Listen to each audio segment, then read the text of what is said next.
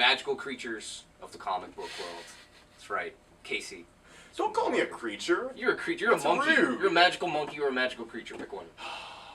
Go with the creature, don't you? I was actually gonna say I want to be a magic monkey. Really? But whatever. Magic monkey. All right, fine, whatever. It's now past, post Free Comic Book Day. I know you're all pretty exhausted. I am. I'm drained. Physically honestly. drained, Physically, mentally. Physically.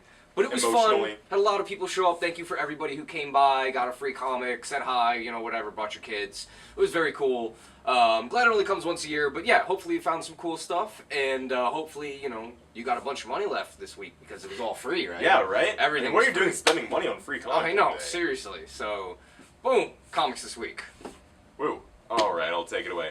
So, first of all, we've got the Volume 1 hardcover of Batman Incorporated. You may be a little confused, seeing as you already have that quite nice Batman Incorporated hardcover It's bigger. on your shelf with number 1 on it. This is the first volume of the New 52 volume of Batman Incorporated. Drawn, of course, by Chris Burnham and written by Grant Morrison. It's Batman Incorporated. We talk about it over and over and over. You know what happened. The news told you what happened. But you still need to own this. Exactly. I mean, we understand, I understand the anal collector pain, where you take this and you line it up to your other nice, same-sized Grant Morrison Batman hardcovers, and it's just like an inch short, and it just messes with you to the point where when they do put out a bigger one, because you know they will, you're going to drop that extra $30, and you're going to hate yourself, but that's what's going to happen. It's very annoying. I've done it twice. Matt Kinn has a new book out from, I think this is for a second. The guy who does Mind Management, which recently was collected into a first hardcover, and is very awesome psychic stuff. Continues his love of crime with a story about Detective Gold, who is the best detective in, I think it's called Red, I think it's like Red City, Red Wheelbarrow. Red Wheelbarrow. Red Wheelbarrow. That's right. And so he's basically stopped all crime, and he's kind of bored, and he comes across what is basically going to be his arch nemesis. And so this is kind of like almost like a Sherlock Holmes vibe a little bit. Okay. Small town Sherlock Holmes? Yeah, small town Sherlock Holmes with a nod to Chester Gold, Dick Tracy. But it's Matt Kinn. I mean, it's strange because it's shiny. And yeah, I know. It probably would be the best-selling comic of the week if it wasn't printed on such high-quality paper. It smells weird. This is a weird-smelling comic. I don't know what's going down with that. But yeah, I mean, if you've been liking, Mind Management, this is Matt Kinn at his best. And yeah, it's a little small, a little short, staunchy, But yeah, new from first second. Alright, and out of Marvel this week, let's check out Uncanny X-Force number 4. This is Sam Humphries and Ron Garney. It's their new, of course, X-Force Marvel Now book, which at this point they would be being joined on art duties by, what was his name again? Adrian Alfone. He's not actually listed on the cover here, which is an odd thing, seeing as he does probably the better half of the work in this title. It's true. I've had some issues myself with the pacing of this book up until now, but everything's really, really coming together, and they have a good 90s X-Men vibe going there, which, of course, we eat that stuff up. Yeah. You know we do. I mean, it's got Psylocke, Spiral, and Mohawk Storm. And multiple Phantom X's. Multiple like Phantom 3 X's. of them. Yeah, the only thing it's missing is Mojo. Yeah. Maybe next issue there'll be Mojo. It's coming down the line. You know it will. I'm hoping. I'm pretty sure they've been running the Demon Bear from the Sienkiewicz New Mutants. Ooh. Which is always cool. Always cool. An amazing cover by Chris Anka, as always. Yeah.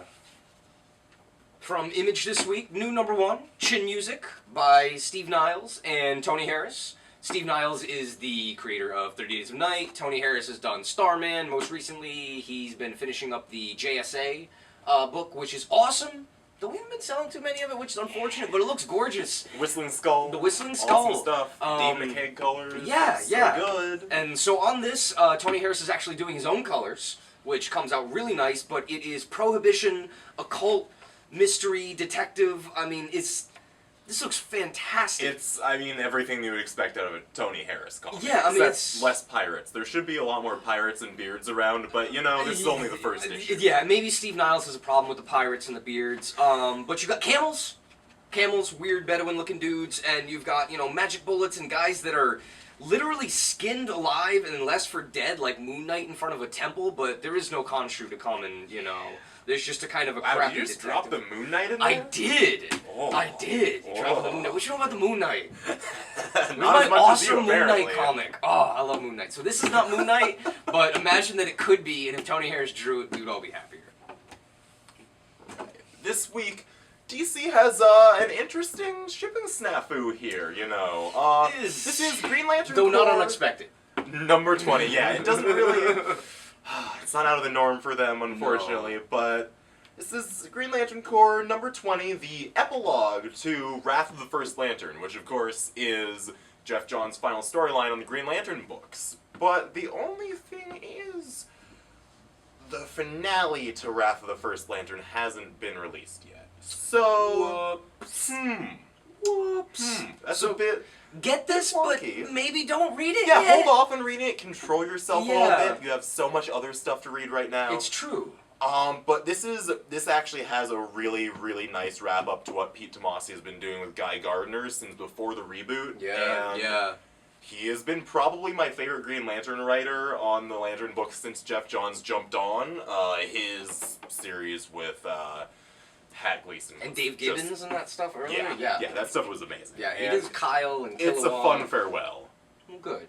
You know, it's sad to see Jeff Johns and all of them go. It's even worse if they screwed it up. Yeah. It's really sad. It's kind of, especially because isn't he like in the higher levels? I now? know, you'd think. You know, you'd think he'd be able to finagle that, but Hey. maybe not. Everybody's getting screwed. A double shot from DC this week. We haven't talked about 2 DC books in 1 week in... I know, and we have... Oh my gosh. I wow, know, we've even... wow. And these 4 are of not them even here. Batman. I mean, holy crap. But this is Suicide Squad number 20. This is the start of a new story arc with new characters, or a new direction. It's written by Arlish Kott and art by Patrick Zircher. Kott just finished up Change for Image, which was really cool. I didn't understand a lot. I mean, I'm a little slow, I'm a little drug-addled, but it was cool. It was fun. And I'm very curious to see what he does with a more streamlined, you know, approach to a book, though. With an editor? With an editor, maybe. But you know, I gotta say, I've had no love for this book previous. I love Suicide Squad. I mean, we were just talking about how great the old stuff is. I mean, you read Capra, that fills my niche for Suicide Squad. But I'm really curious to see what Kott does, and hopefully with this being his first mainstream book, it'll go well, and he'll get some more work. And they even somehow managed to hook Jason Pearson into doing covers, which... Yeah, and putting Jason Pearson on the Yeah. cover of your book just makes it that much better. Exactly, you know, Patrick Zircher's doing pencils and inks on this, so... Recently off of Shadow Man. That's with right. Justin With Jordan Justin from Jordan. Valiant, Yeah. which yeah. has a collection and a 0 issue out now. That's right, and a first issue for $1, too. So, good job on the plug there, Monkey. I try. Sorry. Right. Also out from DC here, this is a new softcover edition of Batman Death by Design by Chip Kidd, who, if you don't know who Chip Kidd is, That what means are he's you doing his job, because the true, best designers true. are always unknown. So He's just so good at what he does, and if we give so much credit to pencilers and writers, It's true. and even at this point colorists, Yeah, we're finally getting there. finally get on the cover. Come on, the designers gotta get some credit Yeah. here. But Dave Taylor does the art, and it's a real great kind of retro Metropolis-y, you know, 30s kind of Batman deal. It's got really great, like, almost watercolor kind of, It's gray very tone light, type of probably thing. I mean, I guess that would count as like an ink wash. An probably, ink wash, but- that's what I'm looking for. But yeah, and it's, you know, cheaper, $20, Chip Kidd. Probably the classiest Batman book that's been put out in years. Probably. Yeah. And I know you've all been missing it. It's been 2 months, even though we talk about it every week. It's back. It's Prophet. Yay, Prophet. And there's so much story that they had to put the inside front cover on the back. So, opens up with this great, nice, big, widescreen spread.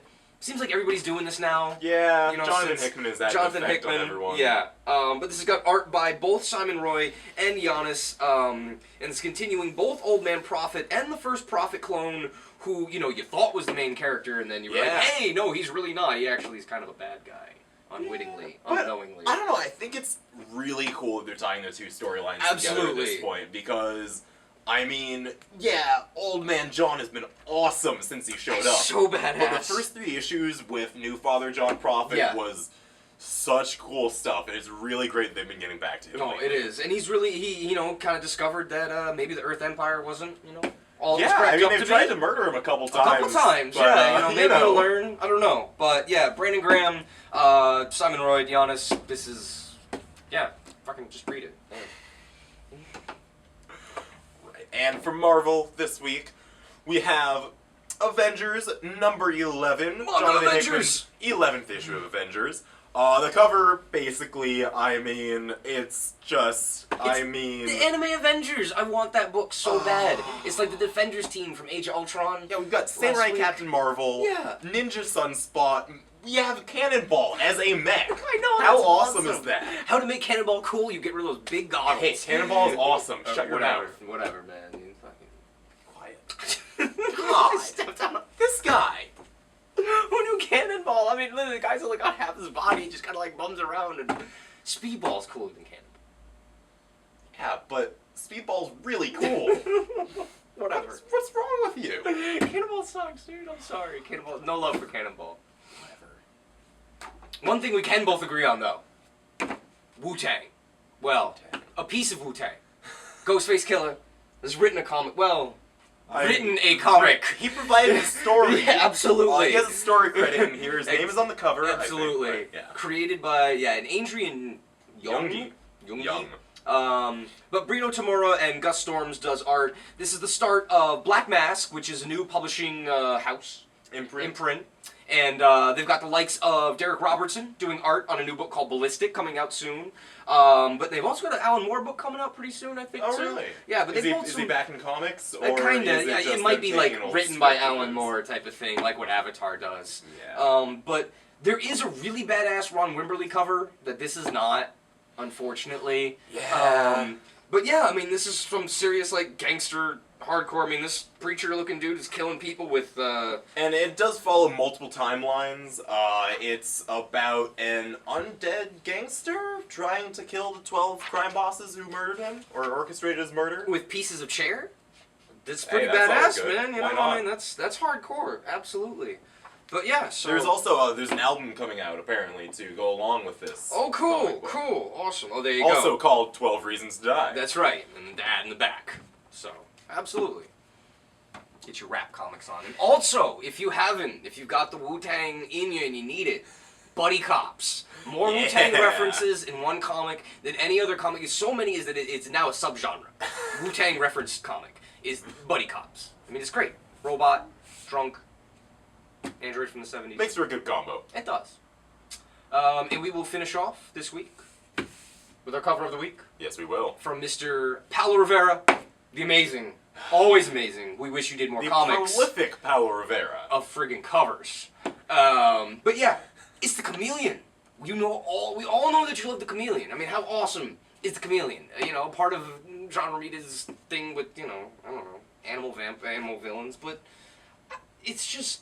You know, technically he's a Steve Ditko character. Is he? Yeah. I thought he was Romita. Oh, well, clearly I'm totally wrong. You Well, are. Aren't I just You a usually jackass are. over here? I'm usually wrong. But, yeah, this is Avenging Spider-Man number 20, and Chris Rios and Marco Cicchetto are doing the beginning of a two-part Chameleon story where S.H.I.E.L.D. is trying to break the Chameleon of his secrets. And Called the Chameleon Sanction, because Yeah. who doesn't love sanctioning things? Exactly. But, yeah, so, cover of the week for sure, Paulo Rivera. And I think that's it. Unless I'm wrong about anything else. You got anything else you want to... I wouldn't say you're right about this, but you aren't wrong. Okay.